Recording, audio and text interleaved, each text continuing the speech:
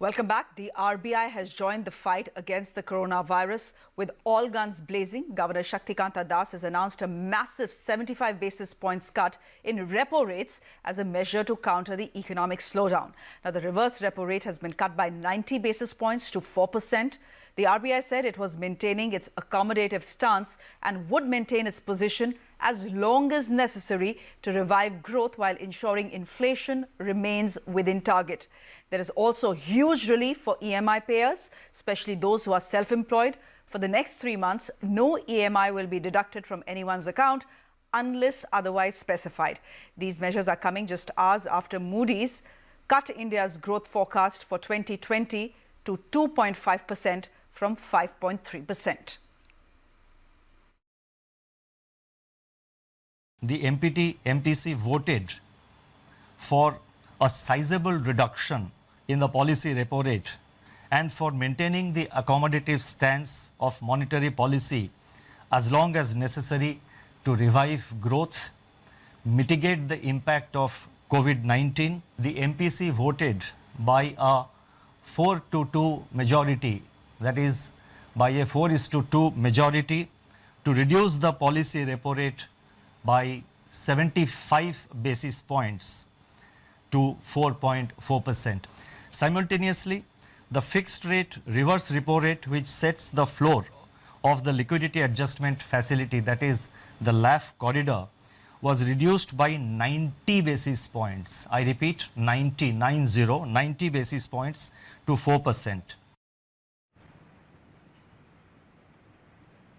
Joining me now on the show is Rajiv Kumar. He is the Vice Chairman of NITI Aayog. Mr. Kumar, thank you so much for your time. How are we addressing the plight of the suddenly jobless migrant workers who have poured on our streets on their long way back home, sir?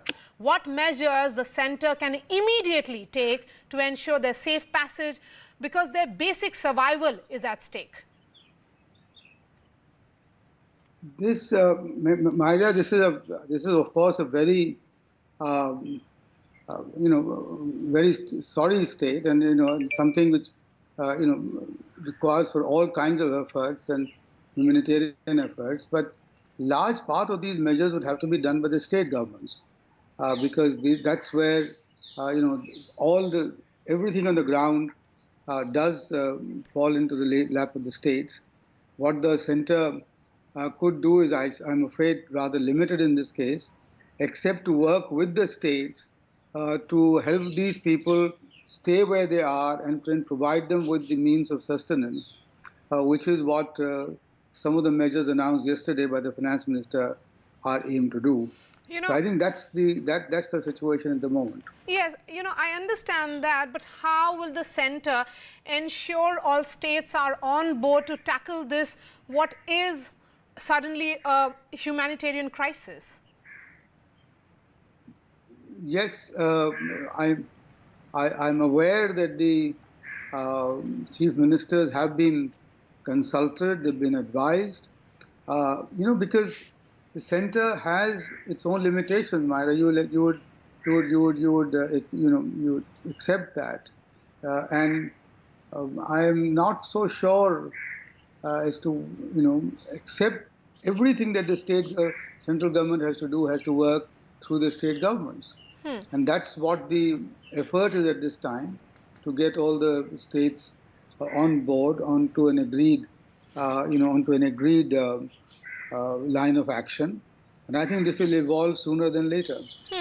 Mr. Kumar, we are witnessing what certainly is a mass migration from cities to villages, and the fact is that they are walking hundreds of kilometers with kids and women. The argument is that when the government can airlift well-offs from foreign lands, then why not provide ferry services, city-to-city transportation for the poorest of the poor? It's an argument well made. I think I hadn't, quite honestly, I hadn't thought about it, because as far as I knew, interstate movement was not allowed during the lockout. So I think it is imperative in some sense, and Myra, you should appreciate that. It is imperative in some sense to prevent and minimize the movement of people across the borders and across distances. and instead give these people the assurance and the means to survive wherever they are, in situ as it were. And that's where you can create sheltered homes, that could create community kitchens, that you could work with all the charitable organizations. The district authorities can get into actions and connect with a very large network of charitable organizations that we have in this country. And I think that is what the answers are. The answers are, I'm afraid, not to facilitate movement, because may I, with all due respect, say that we probably don't realize the scale of a tragedy that can unfold if we allow mass migrations and mass movements across borders. I mean, this is something that will simply be a much bigger humanitarian crisis, I assure you, than what you and I are seeing today. I mean, please remember, and let's all of your viewers remember, that in 1918, when the Spanish flu hit India, we lost 1.8 crore of people. I mean, and that's 6% of the population, and that was a contagion which perhaps was not as virulent as this one is. Sure, the medical facilities were much less, but how can we responsibly talk about facilitating mass movement of people across geographical space? Okay, Mr. Kumar, yesterday the finance minister talked about the measures that have been taken by the government, and these are welcome steps. Very, very encouraging.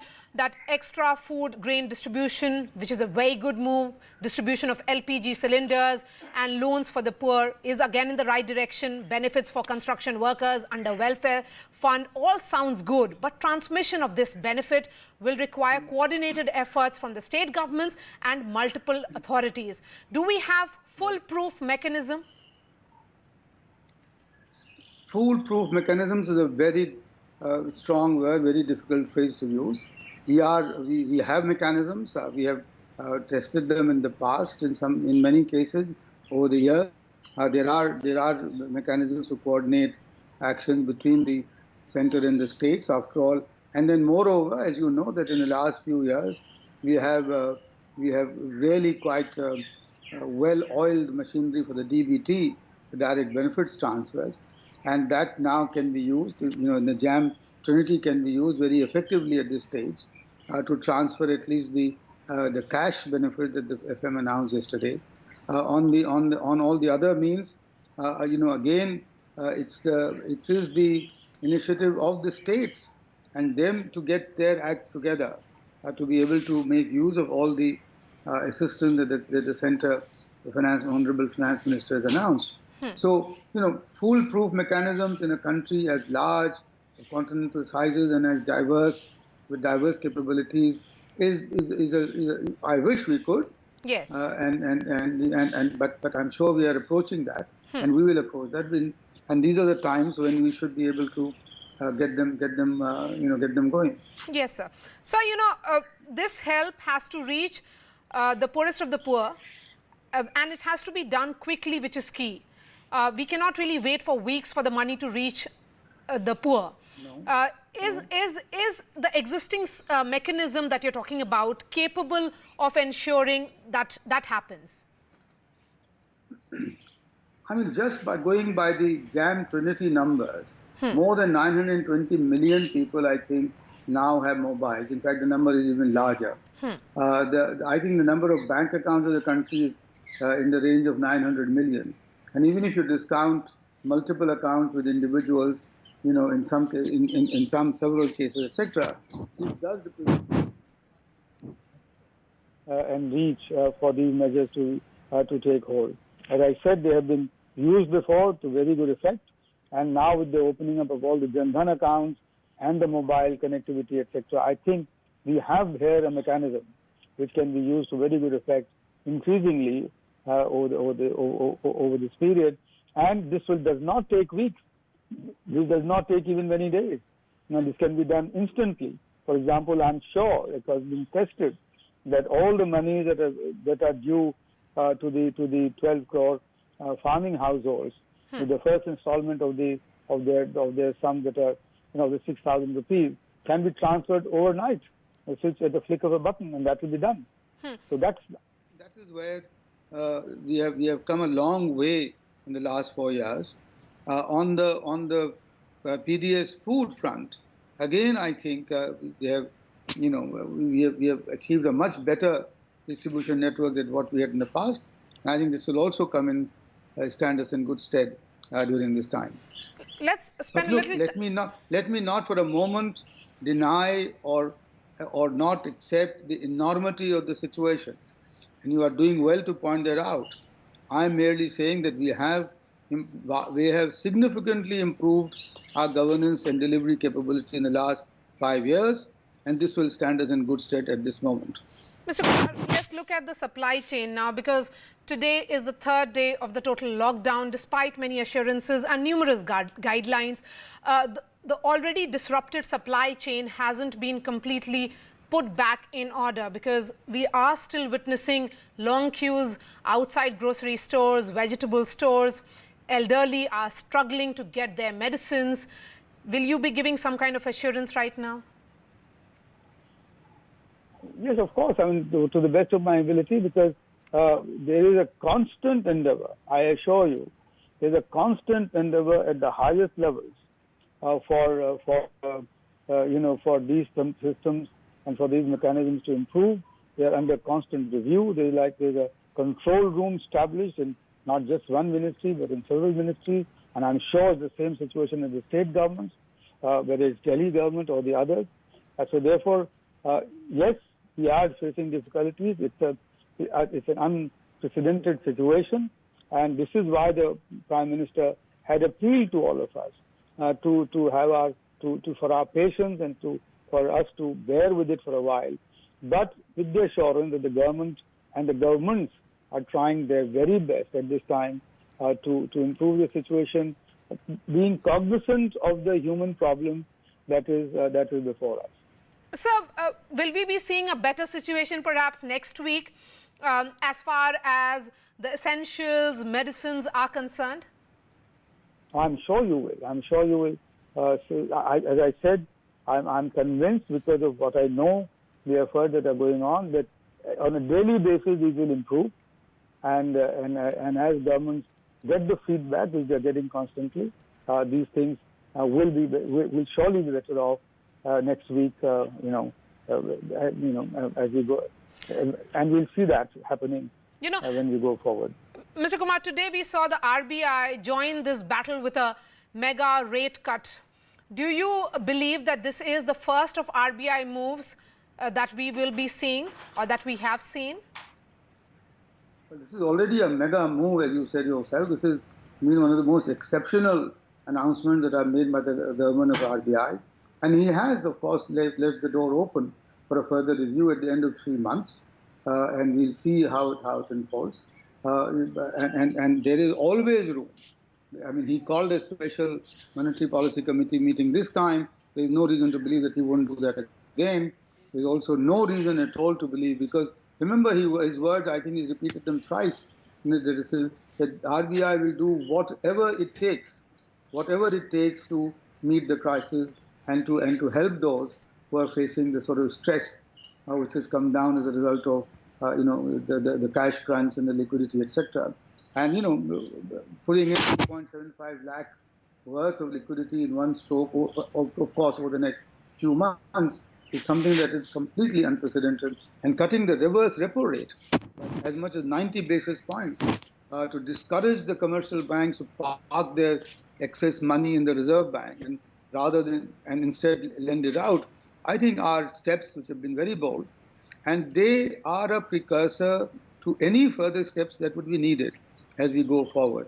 I think the RBI is constantly monitoring the situation and will do its utmost to prevent the cash crunch from converting itself to insolvency and bankruptcy, because that's the key. And that's what they've done by the debt moratorium and by the deferment of the working capital requirements, flexibility in the interest rate, etc. Last question to you, sir. The RBI has announced a 3-month moratorium on loan repayments. How much of a relief do you consider this move will bring?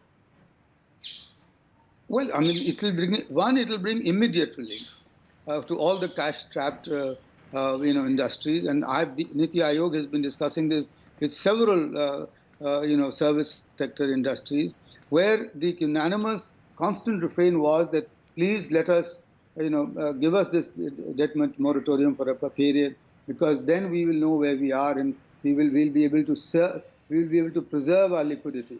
They've done it for 3 months. As I said, I repeat myself, there is no reason to believe, and God forbid, that if a further extension is needed, that will be given. But it will bring immediate and significant relief to all those who have got their debt servicing obligations coming up on the 1st of April. I think this is a perfect response by the RBI to the industry demands that I have heard, and of course the RBI heard as well.